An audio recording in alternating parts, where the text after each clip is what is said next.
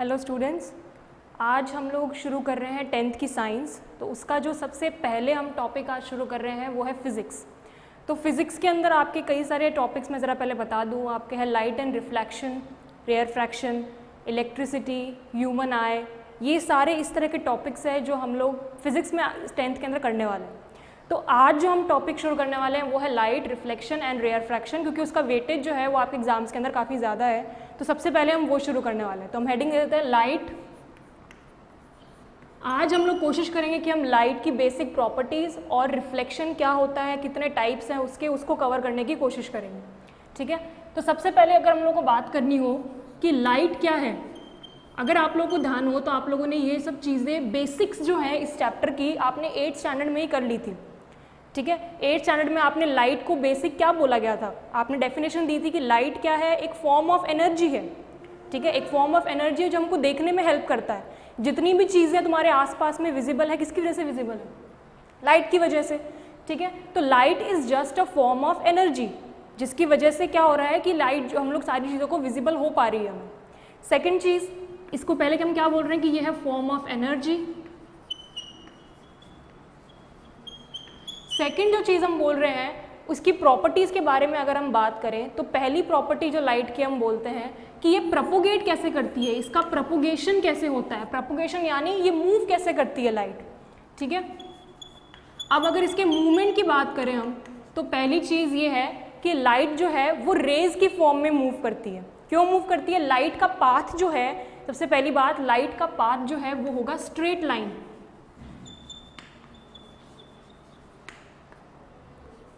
Light हमेशा straight line में move करती है। मतलब कैसे बताऊँ मैं, देखिए जैसे आपके घर में ना ट्यूबलाइट है या बल्ब है या जो भी है, उससे जो लाइट निकल रही है ना वो ऐसे निकल रही है, यूँ रेज की फॉर्म में। ये सब क्या है? ये रेज है लाइट की। ठीक है, तो ये रेज की फॉर्म में निकल रही है। अब इस रेज को क्या है ना, ये जो मूव कैसे करेगी, ये बिल्कुल स्ट्रेट लाइन में मूव करेगी। इसका पाथ ऐसे या ऐसे कुछ भी इस तरह से नहीं होगा, इसका पाथ स्ट्रेट लाइन होगा।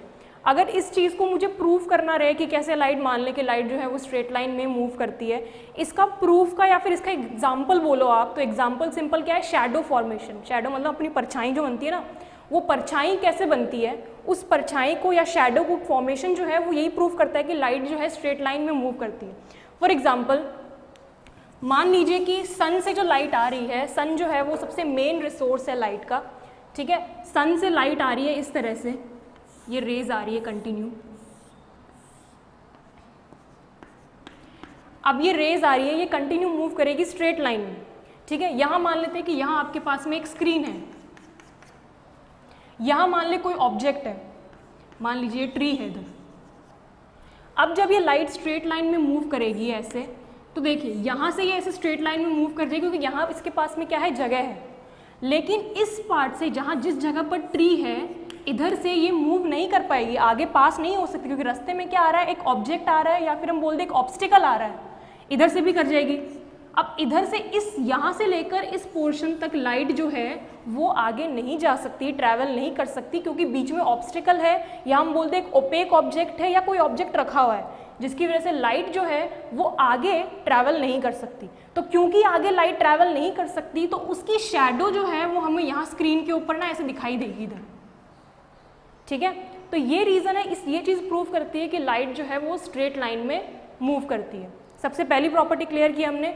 इस प्रॉपर्टी को बोलते हैं लीनियर प्रोपोगेशन ऑफ लाइट भी बोला जाता है।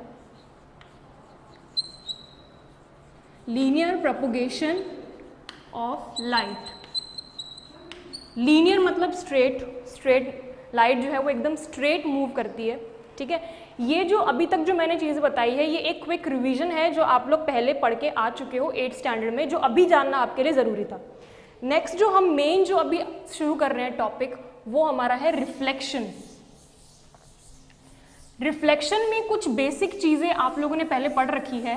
सबसे पहले हम बात करें रिफ्लेक्शन होता क्या है। ये हमने क्लियर कर लिया कि लाइट जो है वो स्ट्रेट लाइन में ट्रैवल करती है, लाइट जो है वो ऐसे रेज में ट्रैवल करती है। मतलब अगर मैं एक बीम ऑफ लाइट लूँ, उसमें बहुत सारी ऐसी रेज होंगी जो स्ट्रेट ऐसे मूव कर रही होंगी।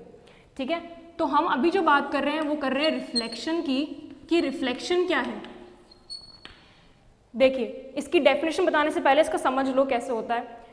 लाइट देखिए ये इस तरह से रेज जा रही है, ठीक है। जब लाइट मूव कर रही है तो उसके रास्ते के बीच में कोई अगर ऑब्जेक्ट आ जाए, कोई ऑब्जेक्ट अगर इस तरह से आ जाए, ये एक रे है, तो लाइट जो है वो अपना सरफेस, ऑब्वियसली बात है अगर ये ओपेक ऑब्जेक्ट है, ओपेक ऑब्जेक्ट मतलब क्या होता है, जिससे आर पार लाइट जो है नहीं जा सकती, ये एक ओपेक ऑब्जेक्ट है, मतलब इसके आर पार लाइट जो है इसको पास करके आगे नहीं जा सकती है, ठीक है। तो ओपेक ऑब्जेक्ट से क्या होगा ना, अभी लाइट जब यहाँ आ रही है तो ये आगे तो जा नहीं सकती, तो ये क्या करेगी, इधर से टकराकर वापस इधर आ जाएगी। ये जो प्रोसेस है, जब लाइट किसी ओपेक ऑब्जेक्ट पे जाके टकरा रही है, वो आगे पास नहीं कर सकती है, तो वो क्या करेगी, टकरा कर पीछे की तरफ वापस आ जाएगी। इस प्रोसेस को ही क्या बोलते हैं हम, रिफ्लेक्शन बोलते हैं। तो रिफ्लेक्शन को हम कैसे डिफाइन करेंगे, रिफ्लेक्शन को हम डिफाइन करेंगे the bouncing back of light after striking any surface. Surface चाहे कोई भी हो, ठीक है, बस होना चाहिए वो ओपेक, क्योंकि ओपेक सरफेस से वो लाइट जो है वो पास नहीं कर सकती। सरफेस स्मूथ हो, रफ हो, कैसा भी सरफेस हो, ओपेक अगर है वो, तो लाइट रिफ्लेक्शन शो करेगी डेफिनेटली, ठीक है। तो रिफ्लेक्शन की डेफिनेशन अगर हम लोग को लिखनी हो तो हम बोलेंगे bouncing back of light after striking a surface. ये बेसिक डेफिनेशन है रिफ्लेक्शन की। अब कुछ टर्मिनोलॉजी है जो हमें समझनी है इसकी, इसे देखिए ज़रा। मान लीजिए ये तुम्हारा सरफेस है, ठीक है, कैसा भी सरफेस हमने लिया है इधर, लाइट की जो रे है वो यहाँ से ऐसे आ रही है, ये ऐसे लाइट रे आ रही है। जो लाइट रे आएगी ये हमारा सरफेस है, लाइट रे जो यहाँ से आ रही है, इस लाइट रे को हम बोलेंगे इंसिडेंट रे। इंसिडेंट क्यों, क्योंकि ये आके टकरा रही है, इसलिए इंसिडेंट रे, ठीक है। इस पॉइंट पर आकर टकरा रही है, जिस पॉइंट पर ये पूरा बाउंड्री है, ये पूरा सरफेस है, इस पूरे सरफेस के जिस पॉइंट पर आकर वो रे टकराएगी उसको बोलेंगे पॉइंट ऑफ कांटेक्ट या पॉइंट ऑफ रिफ्लेक्शन, क्योंकि इस पॉइंट पर आकर ये लाइट जो है वो रिफ्लेक्ट करेगी। पॉइंट ऑफ कांटेक्ट या फिर पॉइंट ऑफ रिफ्लेक्शन, ठीक है। अब लाइट रे आई तो हमने रिफ्लेक्शन की डेफिनेशन पढ़ी, उसके हिसाब से अगर लाइट रे आई है सरफेस पे तो वो डेफिनेटली टकरा कर जाएगी। तो लाइट रे यहाँ से आई, अभी इधर टकरा कर बाउंस बैक होके यहाँ चलेगी। ये इंसिडेंट हुई, इंसिडेंट होने के बाद क्या हुई, रिफ्लेक्ट हुई, तो इसको हम बोलते हैं रिफ्लेक्टेड रे।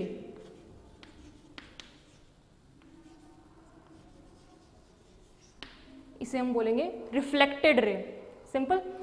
देखो ये पॉइंट ऑफ कांटेक्ट है। अब कुछ और जो टर्मिनोलॉजी हम लोग लेके आ रहे हैं ना, उसके लिए हमें एक चीज़ और समझनी है, वो है नॉर्मल। बेसिक जो गलती जो बच्चे करते हैं ना इसके अंदर, वो ये है कि नॉर्मल को वो नॉर्मल रे बोल देते हैं। पहले आप समझो नॉर्मल है क्या।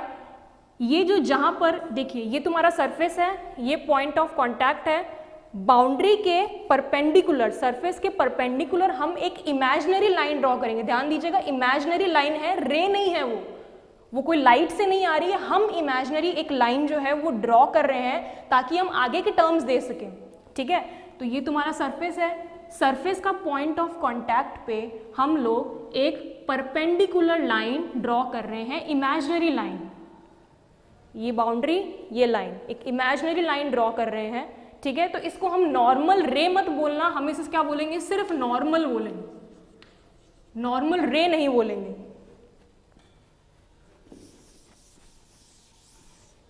ये है तुम्हारे, अभी तक अपन लोगों ने 3 चीज देखी। अब देखिए इस नॉर्मल के अकॉर्डिंग हम कुछ जो है वो टर्म्स डिफाइन कर रहे हैं। वो क्या है, देखिए नॉर्मल और इंसिडेंट रे के बीच बनने वाले एंगल को हम डिनोट करते हैं आई से, और इसे हम बोलते हैं एंगल ऑफ इंसिडेंस।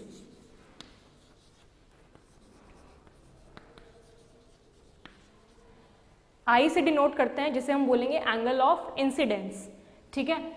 अब देखिए इस एंगल को, नॉर्मल और रिफ्लेक्टेड रे के बीच में बनने वाले एंगल को, इसे हम डिनोट करते हैं आर से, और इसे हम बोलते हैं angle of reflection.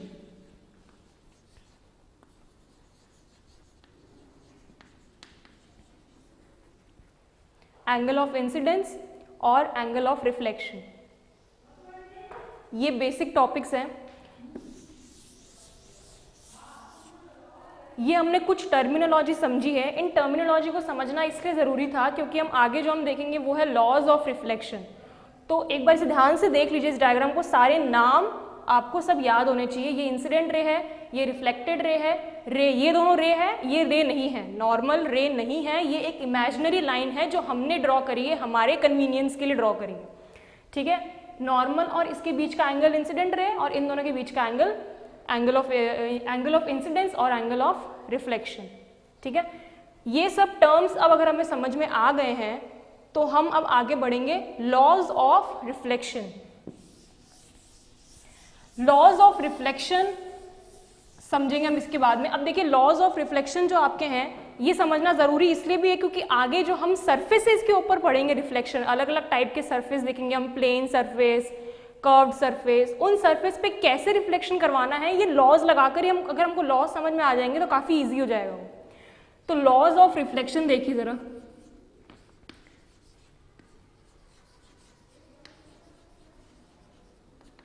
Laws of reflection, इसके दो लॉज हैं। सबसे पहला लॉ जो हम बोल रहे हैं, सबसे पहला लॉ है, सुनिए, पहला लॉ है कि इंसिडेंट रे, रिफ्लेक्टेड रे और नॉर्मल, कौन से इंसिडेंट रे, रिफ्लेक्टेड रे और नॉर्मल, ये तीनों के तीनों एक ही प्लेन पे लाए करते हैं। अब इसको रट तो लेते हैं लोग कि एक ही प्लेन पे लाए करते हैं, ठीक है, पर इसका जो मीनिंग है एक्चुअली वो नहीं समझ पाते हैं। तो इसको जरा ध्यान से समझो। इसका डायग्राम तो जो हमने पहले बनाया था वही रहेगा। देखो ये इंसिडेंट रे, ये रिफ्लेक्टेड रे और ये नॉर्मल, ये तीनों एक ही प्लेन पे लाई करेंगे। ठीक है, एक ही प्लेन पे लाई करने का मतलब क्या है, ये मान लो ये हमारा प्लेन है, ऐसे, मतलब ये बोर्ड का ना एक प्लेन मान लो तुम। ठीक है, इंसिडेंट रे ऐसे आई, इधर ऐसे आई, फिर ऐसे गई रिफ्लेक्टेड रे। नॉर्मल जो है ना, अब इंसिडेंट रे और रिफ्लेक्टेड रे अगर इस प्लेन में है, तो नॉर्मल भी इसी प्लेन में होगा। नॉर्मल क्या होता है कि बाउंड्री के 90 डिग्री पर होना चाहिए। अब देखो बाउंड्री के 90 डिग्री तो ऐसे भी हो सकता है, और अगर मैं ऐसे लेके आऊं तो ये भी तो 90 डिग्री ही है ना, ये भी 90 डिग्री है ना। तो 90 की कहना ये चाहता है कि ये वाला हम नहीं मानेंगे, ये वाला नॉर्मल नहीं है। नॉर्मल क्या होगा, इंसिडेंट रे और रिफ्लेक्टेड रे के प्लेन में, इसी प्लेन में होना चाहिए। ऐसे हम लोग नॉर्मल को नहीं लाएंगे, ऐसे लाएंगे तो वो अलग प्लेन हो जाएगा उसका। ठीक है, तो ये समझ में आई आप लोगों को बात कि इंसिडेंट रे, रिफ्लेक्टेड रे और नॉर्मल तीनों एक ही प्लेन में होने चाहिए। अगर ये प्लेन है तो तीनों के तीनों इसी प्लेन में होंगे, इस प्लेन में कोई नहीं होगा। क्लियर है? बेसिकली ये लॉ आपको नॉर्मल ड्रॉ करना समझा रहा है कि नॉर्मल, अपन ने नॉर्मल की डेफिनेशन दी कि बाउंड्री जो है या सरफेस जो है उसके 90 डिग्री पर हमने क्या किया ना, ऐसे नॉर्मल ड्रॉ कर दिया। तो नॉर्मल तो 90 डिग्री में हम ऐसे भी ड्रॉ कर सकते थे ना, ये सरफेस के, देखो सरफेस के परपेंडिकुलर ही है अभी भी, तो हमने ऐसे ही क्यों किया।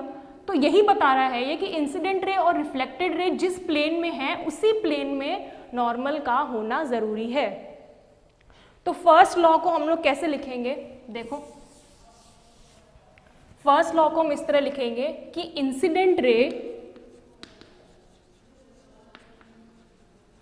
रिफ्लेक्टेड रे एंड नॉर्मल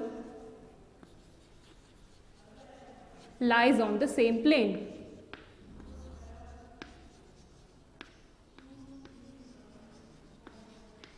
ये हमारा है फर्स्ट लॉ। याद करना बहुत इजी है, पर इसके पीछे का लॉजिक जो है वो देखो कि सेम प्लेन का मतलब क्या है, वो आई थिंक आप लोगों को अभी क्लियर हो चुका होगा। ठीक है, अब देखो, अब जो हम बात कर रहे हैं सेकंड लॉ की, यहां देखो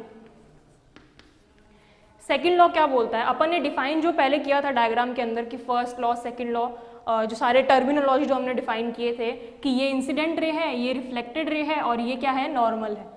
ठीक है, सेकंड लॉ क्या बोलता है ना, सेकंड लॉ ये बोल रहा है कि नॉर्मल और इंसिडेंट रे के बीच में एंगल क्या बोला था हम लोगों ने, एंगल ऑफ इंसिडेंस यानी कि आई, और नॉर्मल और रिफ्लेक्टेड रे के बीच जो हम लोगों ने एंगल बोला था वो हमने बोला था एंगल ऑफ रिफ्लेक्शन, आर। ठीक है, सेकेंड लॉ ये बोलता है कि एंगल ऑफ इंसिडेंस और एंगल ऑफ रिफ्लेक्शन हमेशा हमेशा इक्वल होंगे, चाहे कुछ भी हो जाए वो दोनों हमेशा, अगर रिफ्लेक्शन प्रोसेस हो रहा है तो ये दोनों एंगल हमेशा इक्वल होंगे। तो सेकेंड लॉ ये बोलता है angle of incidence I is equals to angle of reflection R, ये हमारा है सेकेंड लॉ। ये हम लोग के दो लॉज है। अच्छा, एक इसके कुछ बेसिक एक क्वेश्चन मैं आपको बताती हूँ। ये दो लॉ है, इन दोनों लॉ को जरा एक बार ध्यान से देख लीजिए इससे पहले कि मैं इसे रफ करूँ। ये दो लॉज कंप्लीट हो गए हैं। इस लॉज के ऊपर एक बहुत छोटा सा क्वेश्चन जरा आप देखिएगा, बहुत बेसिक क्वेश्चन है। अगर आपको ये लॉ क्लियर हो गया है तो आई गेस आपको ये क्वेश्चन भी बहुत इजीली आ जाएगा। ये सरफेस है, मान लो ये एंगल ऑफ इंसिडेंस और एंगल ऑफ रिफ्लेक्शन है। अगर हमको किसी ने ये एंगल पूछ लिया, मतलब बता दिया ये एंगल जो है ये 30 डिग्री है, ठीक है, ये एंगल हमको गिवन है कि ये एंगल क्या है 30 डिग्री है, क्लियर है। अब हमें ये पूछा जा रहा है 1 मार्क का क्वेश्चन, सिर्फ 1 मार्क का क्वेश्चन कि अगर ये एंगल 30 डिग्री है तो बताओ कि ये एंगल जो है ये कितना होगा, x, find the value of x कितना है, ये हमें फाइंड करना है। अगर आपको लॉ क्लियर है तो ये क्वेश्चन बहुत इजीली हो जाएगा। थोड़ा सा सोचिए, देखिए क्या होगा। ये एंगल अगर 30 डिग्री है, ये क्या है एंगल ऑफ इंसिडेंस है ना, ये एंगल अगर 30 डिग्री है तो लॉ के हिसाब से जितना एंगल ऑफ इंसिडेंस होगा उतना ही एंगल ऑफ रिफ्लेक्शन भी होगा। तो अगर ये 30 है तो ये एंगल भी क्या होगा 30 डिग्री होगा, ठीक है। अब अपने को क्या फाइंड करना है, x फाइंड करना है। हम लोग ये बात पहले ही बोल चुके हैं कि नॉर्मल जो है वो बाउंड्री के साथ 90 डिग्री एंगल बनाएगा। उसकी डेफिनेशन ही ये थी कि जो सरफेस होगा आपका उससे वो 90 डिग्री एंगल बनाएगा। तो अगर ये 30 है, 90 में से 30, ये टोटल कितना है, ये टोटल है 90, ये है 30, तो ये बचा हुआ कितना रह गया 60। तो x की वैल्यू जो है आपकी वो क्या हो गई 60, 90 माइनस 30 60। बेसिक क्वेश्चन, 1 मार्क का क्वेश्चन, बस वो लॉ क्लियर है कि नहीं आपका ये देखने के लिए बस एक क्वेश्चन दिया है, ठीक है। यहाँ आपके क्लियर होते हैं लॉज। ये लॉज आपको ध्यान रखना है क्योंकि चाहे कोई भी तरह का सरफेस हो, चाहे सरफेस आपका प्लेन हो, चाहे सरफेस स्फेरिकल हो, चाहे रफ सरफेस हो, किसी भी तरह का सरफेस हो, आपके ये लॉ अप्लाई हमेशा होंगे, ठीक है। तो हमने क्या क्या देखा अभी तक, रिफ्लेक्शन देख लिया, definition, types of laws of reflection देख लिए। अब लॉज ऑफ रिफ्लेक्शन के बाद मैं बताना चाह रही हूँ types of reflection. Generally types of reflection को जस्ट रिफ्लेक्शन की डेफिनेशन के बाद ही बता दिया जाता है, पर मैंने पहले लॉज बताने के बाद मैं ये बता रही हूँ, उसका एक रीज़न है, वो आपको बताती हूँ अभी मैं। टाइप्स ऑफ रिफ्लेक्शन, रिफ्लेक्शन जो है वो दो तरह के होंगे, ठीक है। एक reflection, first type of reflection जो है, इस तरह से मैं डिफरेंस ताकि आपको पता चल सके, फर्स्ट टाइप का रिफ्लेक्शन जो है वो रहेगा रेगुलर रिफ्लेक्शन,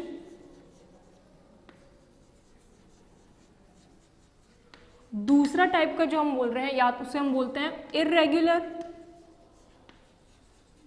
या फिर डिफ्यूज्ड रिफ्लेक्शन। रेगुलर, वहां इररेगुलर या फिर डिफ्यूज रिफ्लेक्शन। अभी देखो इन दोनों में क्या डिफरेंस है। सबसे बेसिक जो चीज़ बताते हैं ना इसके अंदर पहले कि इनका डिफरेंस, अगर हम लोग मान लो अगर हमने लॉज पढ़ने से पहले अगर मैं ये टॉपिक आपको बताती तो मैं सिर्फ इतना बोलती, रेगुलर रिफ्लेक्शन के अंदर क्या होता है ना, रिफ्लेक्शन देखो, लाइट तो कुछ नहीं, लाइट तो पता अपने को फिक्स है, वो तो स्ट्रेट लाइन में आएगी तो आएगी, उसको हम कुछ चेंज नहीं कर सकते। हम क्या चेंज कर रहे हैं, सरफेस चेंज कर रहे हैं। यहाँ पर तो मैंने रेगुलर में लिया एक प्लेन सरफेस, ठीक है, और इररेगुलर में मैं ले रही हूँ इररेगुलर सरफेस, ऐसा रफ सरफेस, ठीक है, ऐसा रफ सरफेस है, इसके मतलब बहुत सारी इररेगुलरिटीज इसके अंदर है, ठीक है। तो ये तो पहली चीज़ जो इसके अंदर होती है ना कि इसमें रेगुलर रिफ्लेक्शन के अंदर जो सरफेस हम ले रहे हैं रिफ्लेक्शन के लिए वो है स्मूथ या प्लेन, और यहाँ पर जो सरफेस हम ले रहे हैं वो है रफ, ठीक है, फर्स्ट चीज़।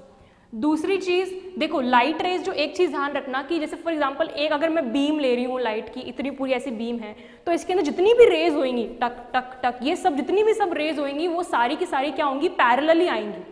अब वो बाद में रिफ्लेक्शन के बाद में क्या कैसे जाएंगी उसका नहीं पता अपने को, पर जब वो आएगी उस टाइम वो पैरेलल ही आएंगी। तो अगर मैं लाइट को ऐसे डाल रही हूँ, देखो ये बीम है, मतलब बहुत सारी रेज ऐसे आ रही है, ये सारी की सारी रेज क्या है, पैरेलल है एक दूसरे के। और सेम चीज इधर भी होगी, जब लाइट रेज आएंगी उस टाइम तो सबकी सब क्या आएंगी, पैरेलल आएंगी। ठीक है, देखिए आते टाइम तो पैरेलल है, लेकिन अब डिफरेंस क्या हो जाएगा जाते टाइम का।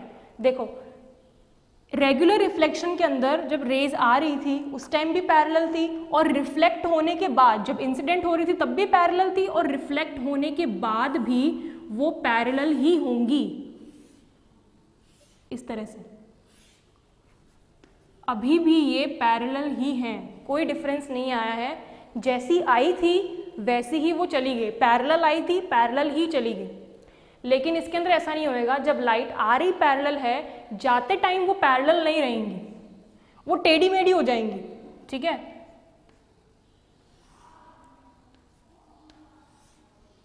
अब ऐसा क्यों हो रहा है ना, ये मैं जब ड्रॉ कर रही हूँ उसके पहले ही समझो। अगर हमने लॉज ऑफ रिफ्लेक्शन नहीं समझे होते, अगर हमने लॉज ऑफ रिफ्लेक्शन नहीं समझे होते तो इस टॉपिक को जब मैं बताती तो सिर्फ इतना होता डेफिनेशन में आपका कि स्मूथ, रफ, पहला डिफरेंस, पैरेलल, उधर पैरेलल नहीं है।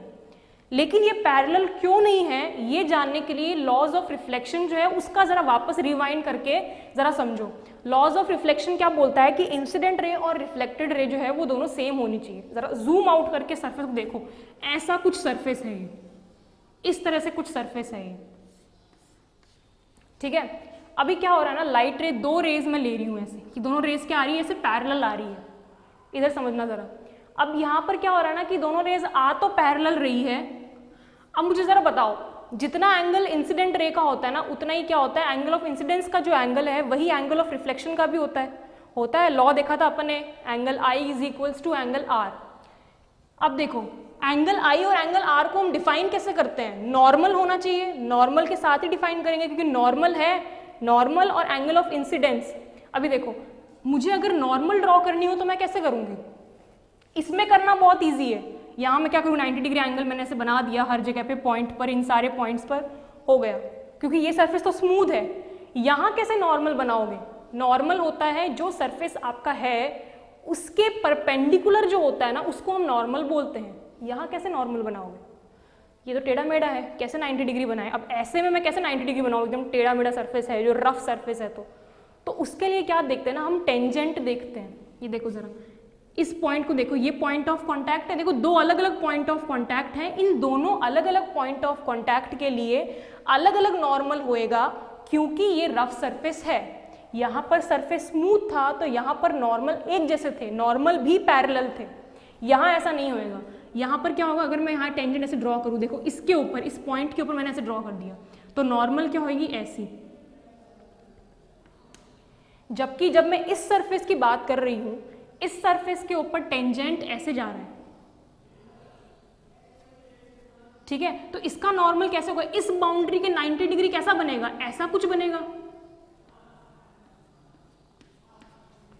तो देख रहे हो, इंसिडेंट रे तो पैरेलल है पर नॉर्मल पैरेलल नहीं है। तो अगर नॉर्मल पैरेलल नहीं है तो रिफ्लेक्टेड रे कैसे पैरेलल होगी, ये एंगल, जितना एंगल ये है उतना ही होना चाहिए ये वाला भी, तो उसके हिसाब से रे ऐसे जा रही है।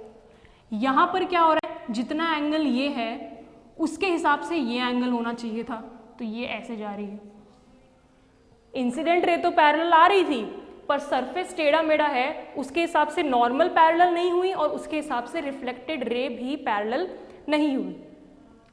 तो ये आपको क्लियर हो गए टाइप्स ऑफ रिफ्लेक्शन। ठीक है, टाइप्स ऑफ रिफ्लेक्शन में रेगुलर और इरेगुलर। देखो अगर आपको ऐसा आता है ना एग्जाम में रेगुलर इरेगुलर, तो आपको ये बताना नहीं है ऐसे कि ये सब सिर्फ आपको कंसेप्ट क्लियर करने के लिए मैंने समझाई ये चीज़। आपको सिर्फ दो बेसिक डिफरेंस जो बताने हैं वो क्या रहेंगे, पहला इधर जो सरफेस ले रहे हैं हम वो रहेगा स्मूथ, इधर जो सरफेस लेंगे वो रहेगा रफ। यहाँ पर इंसिडेंट रे जो पैरेलल आ रही है ना वो रिफ्लेक्ट होके भी पैरेलल ही रहेंगी, मतलब रिफ्लेक्टेड रे भी पैरेलल ही रहेंगी, जबकि यहाँ ऐसा नहीं होएगा। आते टाइम पैरेलल है, रिफ्लेक्ट होने के बाद वो पैरेलल नहीं रहेंगी, वो नॉन पैरेलल हो जाएंगी। क्लियर है? इसके बाद ये हमने देख लिया है टाइप्स ऑफ रिफ्लेक्शन। अब हमें देखने हैं टाइप्स ऑफ सरफेसेस। देखो वैसे हमने सरफेस देख लिए कि स्मूथ और रफ सरफेस होता है, पर बेसिक जो हमें आगे डिटेलिंग में रिफ्लेक्शन कई तरह के देखने हैं ना, ये जो कई तरह के सरफेसेस हमें देखने हैं, इन सबको देखने के लिए हमें बेसिक जो दो हम सरफेस अभी आगे जो डिटेल में पढ़ने वाले हैं वो तो है, एक तो है प्लेन या स्मूथ सरफेस और दूसरा आपका रहेगा स्फेरिकल सरफेस।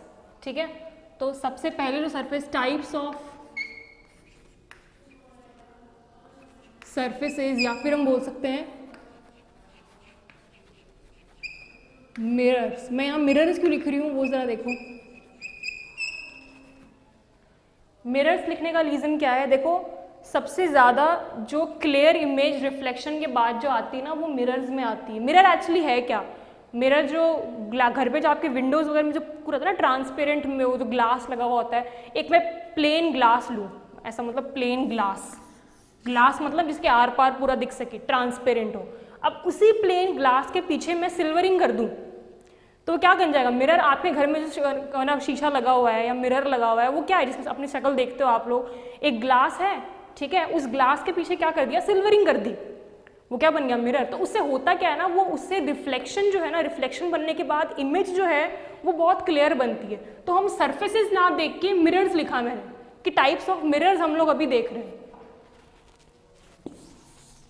अभी देखो टाइप्स ऑफ सरफेसेस या फिर टाइप्स ऑफ मिरर्स, मिरर्स की बात करते हैं। मिरर्स में हम जो दो तरह के देख रहे हैं ना, एक तो हम देखेंगे प्लेन मिरर। प्लेन मिरर कौन सा है, जो अपने घरों में होता है जिसमें अपनी शक्ल देख रहे हैं, वो प्लेन मिरर है। ठीक है, और दूसरे हैं स्फेरिकल मिरर्स।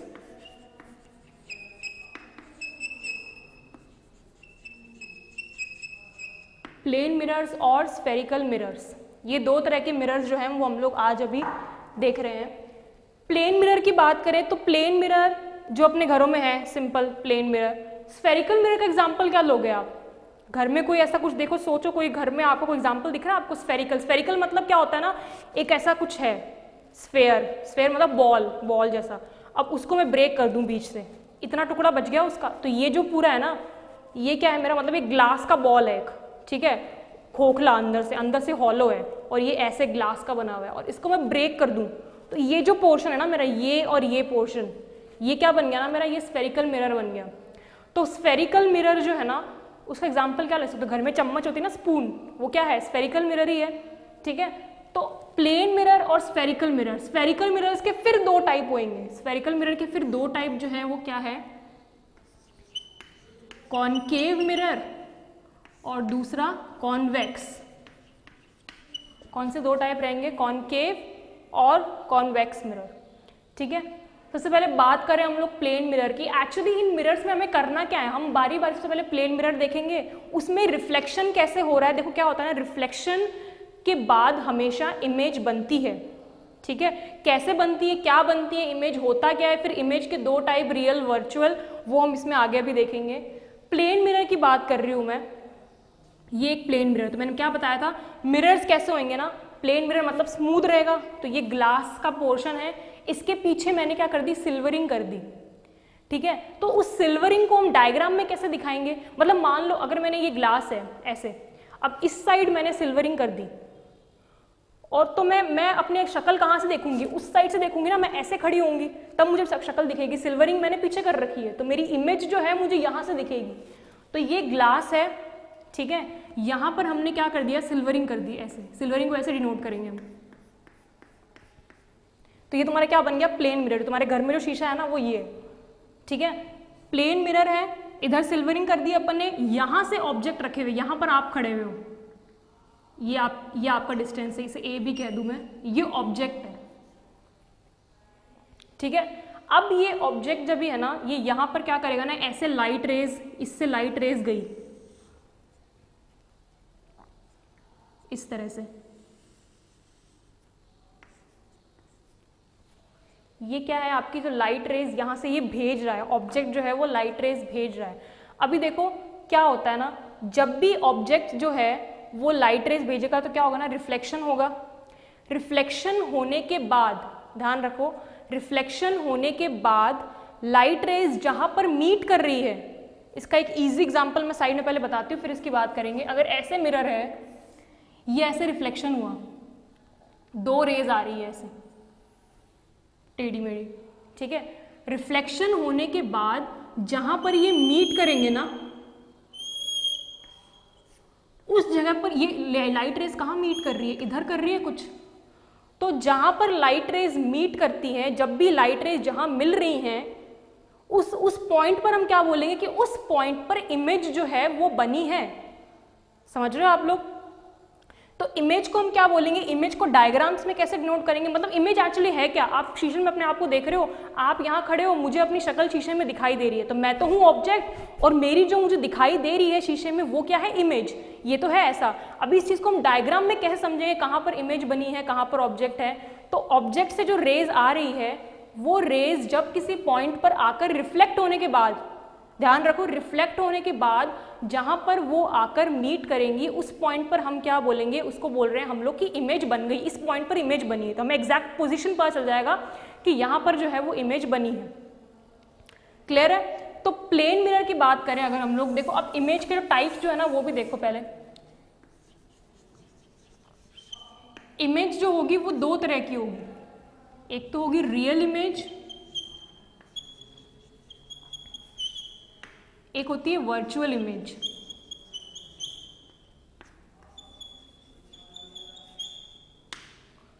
रियल और वर्चुअल इमेज को हम कैसे समझेंगे, देखो इमेज तो इमेज होती है। अब देखो रियल, और जैसे अपन ने इमेज को बताया था कि एक तो अपन ने प्रैक्टिकली देखा कि अच्छा मैं खड़ी हूँ और जो मेरी शीशे में इमेज बन रही है वो इमेज है। फिर अपन ने देखा कि डायग्राम में कैसे डिनोट किया अपन ने। उसी तरह इनकी भी पहले एक रियल में डेफिनेशन देखो क्या होता है, मतलब असल में कैसे होते हैं, फिर उसको डायग्राम में कैसे डिनोट करोगे तुम। रियल इमेज की बात करते हैं सबसे पहले हम। देखो रियल इमेज जो है क्या होता है ना, कि ऐसी इमेज जिसको हम किसी स्क्रीन पर ला सकते हैं। टीवी में जो इमेज आ रही है आपकी, वो आप स्क्रीन पर उसको रिकॉर्ड कर लिया, फिर उसको स्क्रीन पर दिखाया जा रहा है ना, उसको स्क्रीन पर हम लेकर आ सकते हैं। तुम्हारी जो मिरर के अंदर जो इमेज बन रही है शीशे के अंदर, तुम उसको रिकॉर्ड कर सकते हो क्या? तुम ऐसा हो सकता है कि मैं खड़ी हूँ यहाँ पर, मेरी इमेज जितनी देर मैं खड़ी हूँ उतनी देर वो इमेज वहाँ रहेगी, उसके बाद वो इमेज गायब हो जाएगी, मैं हटी मिरर के आगे से और इमेज गायब। ऐसा होता है। तो उस इमेज को मैं कहीं दूसरी स्क्रीन पर नहीं ला सकती हूँ, ऑब्टेन नहीं कर सकती हूँ मैं। तो ऐसी जो इमेज जिसको किसी दूसरी स्क्रीन पर हम ऑब्टेन नहीं कर सकते वो है वर्चुअल इमेज। और ऐसी इमेज जिसको हम किसी स्क्रीन पर ऑब्टेन कर सकते हैं, मोबाइल में फोटो जो आपकी आती है या टीवी पर जो आप देख रहे हो, वो सब क्या है, रियल इमेजेस हैं। ठीक है, ये सब आपकी क्या है, रियल इमेजेस हैं। तो रियल इमेज वो है जिसको आप किसी स्क्रीन पर ऑब्टेन कर सकते हो, और वर्चुअल इमेज वो है जिसको आप किसी स्क्रीन पर ऑब्टेन नहीं कर सकते हो। ठीक है, ये आपकी इमेजेस हैं। अभी देखो इन इमेजेस को कैसे हम लोग डायग्राम में कैसे दिखा सकते हैं उसको जरा समझो।